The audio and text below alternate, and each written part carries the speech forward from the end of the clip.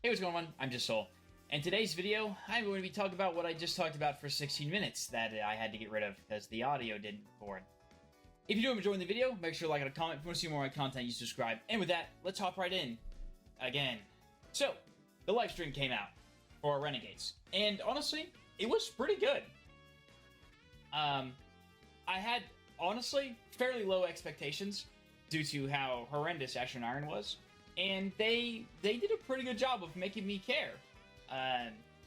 Especially as someone who's not a Star Wars fan. I'm not like someone who just like, I see a lightsaber and I start freaking out. You know what I mean? That's not really my thing. But even with that, it's, I kicked my camera again. Even with that, I was fairly interested. The live stream covered the some campaign cutscenes and showed off the new game mode, some of the new weapons, kind of tickled on the new exotics, but for the most part, I feel like it was really just there to kind of give us an idea of what we're looking at for the next month, at least. Because they do talk about how we're going to get the new campaign and new activity, and then the dungeon. And then we have the Dawning right after. And so, at least for now, we already have more content than we did all of the last 3 months. So, that's a good sign.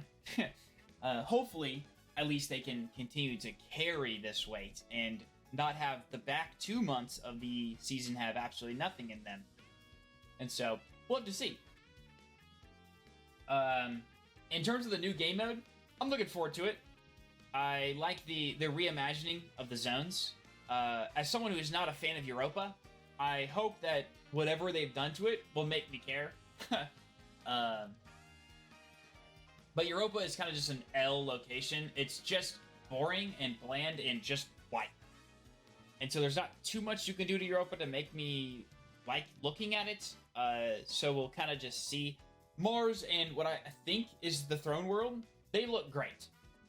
And so, I like them, and they actually have things on them that isn't just the same color, though Mars is definitely cutting it pretty close. And so, we'll have to see. I'm interested in the whole, like, Syndicate thing. I doubt it's as in-depth as something like Warframe, but I do hope that, like, your decisions actually matter, and that it does take more than just, a mission, and then they're maxed, and then you can just get all the stuff for them and whatever. Not that I'm saying that I hope that, like, if you go down one path, you're literally locked out of the others. Like it is in Warframe, where you have to spend, months to get everything. I'm not really looking for that much.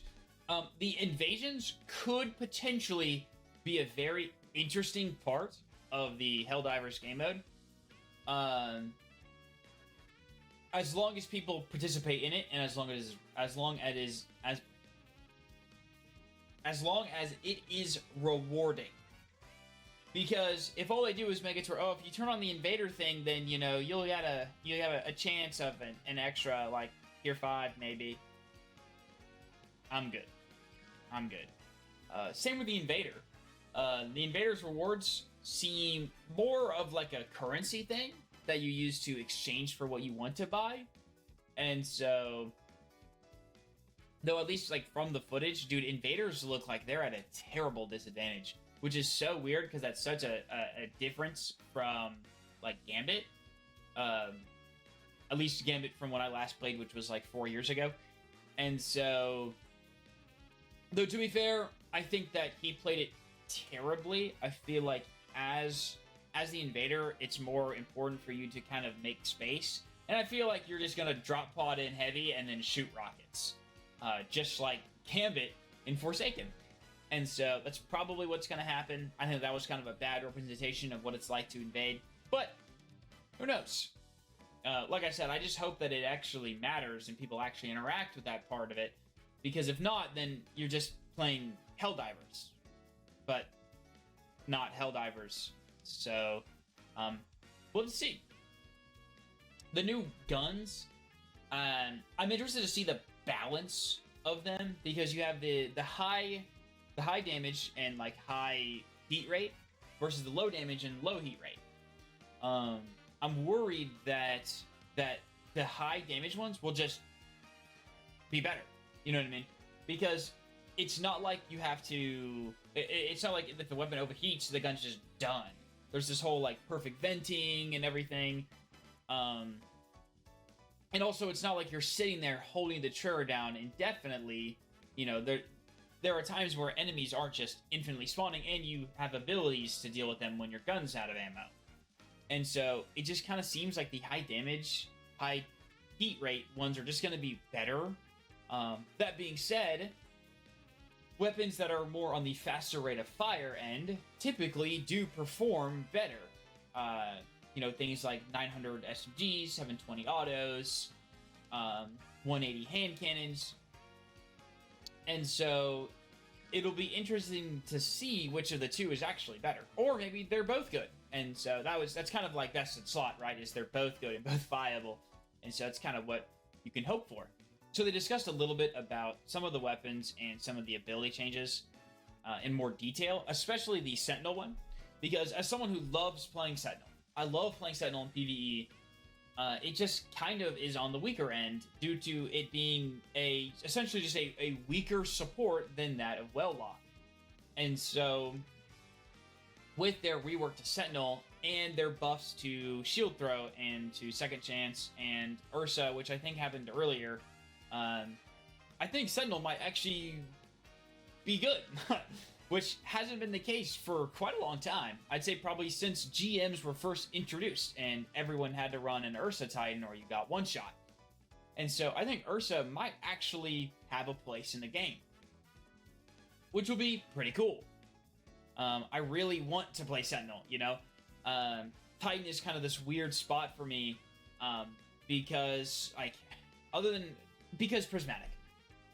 Prismatic for the three classes is just so strong, and so it's really hard to justify single use. It's really hard to justify true.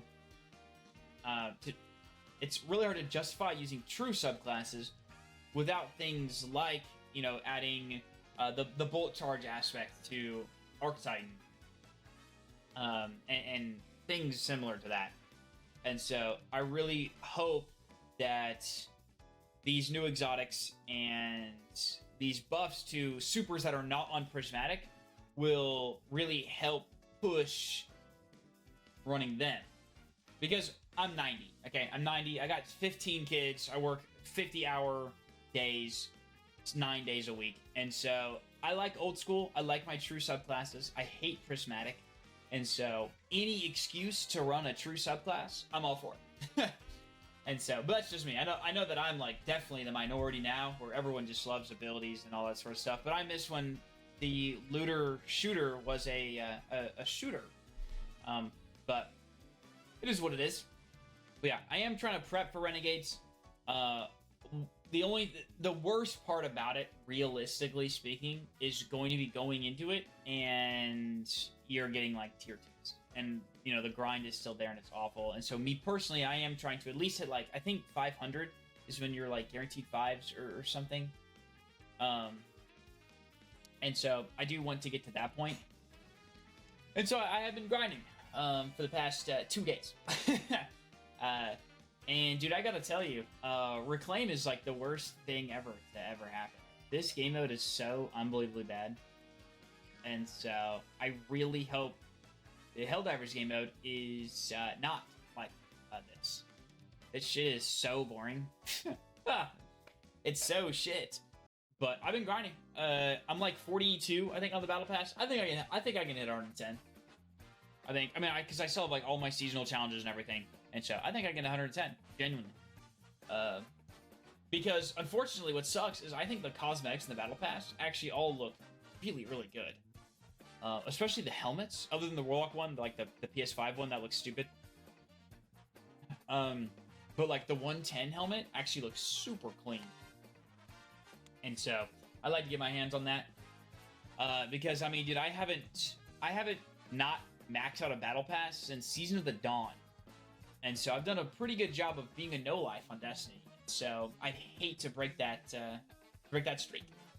even though this was an absolutely abhorrent season, still want to hit max. I have a problem. That being said, we have a TWAB tomorrow. And I think we probably have, but we're probably going to get maybe something else. I know that we're definitely going to get like a all-inclusive kind of drop while the game is down for maintenance before it comes out. And so, but I think the 12 is just going to talk about, it'll talk about like the artifact and stuff, which I am interested to see the artifact. I think, what is it? I don't even know what the elements that are like special this season are. I know solar is one of them.